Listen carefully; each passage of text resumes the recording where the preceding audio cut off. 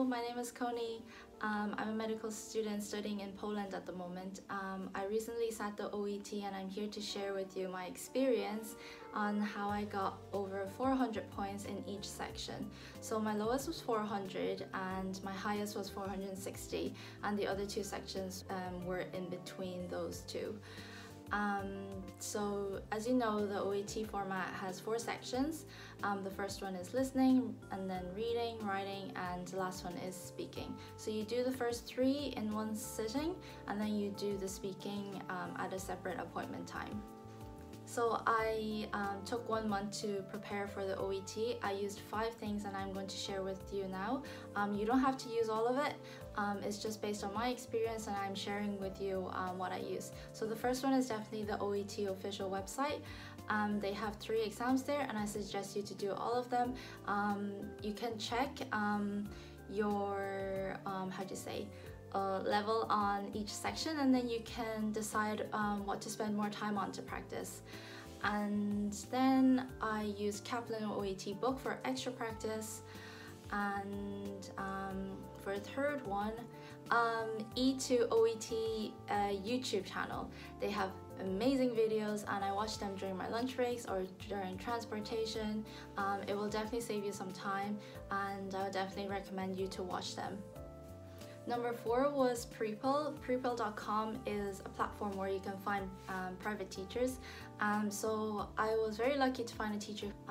He has medical background, which helped a lot with writing and speaking, and those were my weakest areas. So on my first lesson, he corrected one of my letters and we also did a role play together. And then based on that, we had 4 more lessons because on Prepill, the minimum you have to book for a month is 4 lessons. So in total, we did 5 lessons. And then for those 4 lessons, we worked together for my goal, which was 400. I only need 350 in each section, but I wanted to set a higher goal so that I made sure that I could pass 350. So we worked together, and then towards my exam, I felt more comfortable with writing and speaking, and I'm very grateful for him. One thing I would suggest if you do use Prepill is to set a goal and do let the teacher know so that you can plan out your lessons and then see what you want to improve on, and then gradually use the lessons and to make the most out of them. I also requested extra materials from my teacher to practice during the week, and then of course I did write letters by myself, and then he corrected them during the lessons, and then we did role plays. The 5th thing was to find a friend, someone who is trustworthy and would give you really good, honest feedback on your performance as a doctor. Find a friend who is in the same field as you, who understands the medical situation, but also, as a doctor, you need to know how to explain medical terms to someone who is not familiar with medical terms. Okay, now I will share with you some tips that I used for some of the sections. I will share you these tips. You don't have to use all of them, but you can experiment with them and see which suits you the best, because each person is a different learner. And so do as much practice as you can and find a technique that you will like and suits you to do in the exam to reach your highest potential. So for reading, there are 3 parts. There are parts A, B, and C. So for part A, there are 4 short texts, and I used a word or a short phrase, like two-word phrase or something, and I labeled 4 texts and I put it at the top of my question sheet, because you have a separate text booklet and you have a question sheet. So to save a little bit of time, I put those 4 labels on top of my question sheet so that the first few questions that are based on relating the sentence to a text, so then I didn't need to look back at my text booklet. But you can try that and see which works the fastest for you. This is the way that I found fastest for me. For parts B and C, I prefer to read the question and then read the paragraph and then go back to the answer choices to find the correct answer. Some people do it this way, or you can do it another way, is reading the question, reading the answer choices, and then reading the paragraph. So do experiment with it and see which one you prefer, because I usually get confused if or forget whatever the question is asking if I read like the whole questions with the answer choices and then go to the paragraph. Okay, we're going on to writing. So this is the biggest mistake I did, was I didn't know to use pen or pencil before going into the exam. Do not do this. Do practice everything under a time condition, 45 minutes, and write a letter. Choose a pen or a pencil and see which one you work best with. So in the exam, there were loads of people rubbing out if they were using pencil, or who was like me, I was crossing out a lot. Because I have pen, I don't have Tipex, and I was about to lose space on. You only have limited to 2 pages. The first 2 pages is for your letter, and the 3rd page onwards is for your notes. And so if you do end up crossing out a lot, you might lose some space. So I was very lucky to use the very last line to sign off my lane. And the 3rd page was for my notes. So you know, you need to know what content you use from the case notes and what is unnecessary.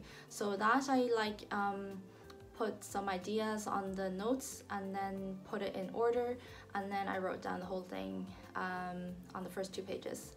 And that's the way I did it. I managed to write it and I got a good mark, and thanks to our teacher for correcting my letters. And I definitely do recommend you have letters corrected by professionals, because there are stories on Reddit that I've seen, or maybe just a few that I've seen, that said like they scraped the 350 if they when they didn't have their letters corrected, or they only used like 1 week to study. Fair play if you do 1 week, but because I grew up in a family speaking Chinese and I speak only English in school, so I wanted to say it earlier to make sure that I passed it.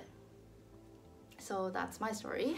Make sure you read the criteria for both writing and speaking, because it will let you know how the marks are given. For speaking, I didn't know it was 2 role plays, and I also didn't know that like she wanted me to talk about myself for 3 minutes. So how it all went. So the person who was across from me is called the interlocutor. She's the person who plays the dialogue with me. So at first she had instructions that she had to read, and then she asked me a few questions, and they were all like tell me about yourself kind of questions. And so I talked about my day in the hospital, or blah blah blah blah. And so be prepared that you will have to talk about yourself for 3 minutes. I forgot what the questions were, but do think about it, okay? That you will sit there for 3 minutes and talk about yourself. And when time's up, like she will kind of like nod or like signal you that she will end you soon. And same for the 2 role plays. Each role play is 5 minutes. Before the role play, she will give you a few minutes to like think about. You have a pencil and you can write something on the role play card if you like. For the first role play, I was okay to bring it up to 5 minutes. I was quite lucky to see the timer in front of her. But for the second one, she was like nearly rounding me up, and then I just quickly like finished up like the end tips, the end point on the role play card, so I made sure that I was fine. And make sure you do loads of practice with speaking, as I said, like with a friend, and make sure you know how much content you need from the points on your role play card. So the more practice you do, the more you can judge how much like suggestions that they have on the role play card. Once you see the role play card, you'll understand, and then like how many points to take from each point.